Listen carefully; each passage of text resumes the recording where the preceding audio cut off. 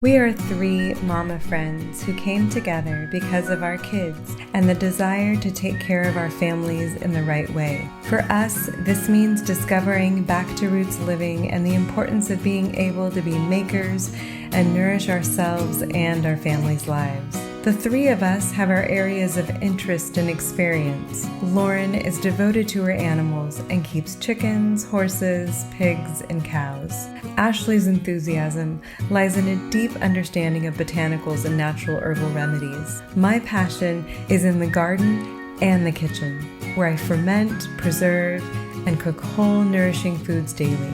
All of these help bring us back to a feeling of comfort and self-reliance that we need more than ever right now. Self-sufficiency, sustainability, and community interdependence have been at the heart of women's heritage, and they form the backbone of our book, Women's Heritage Sourcebook.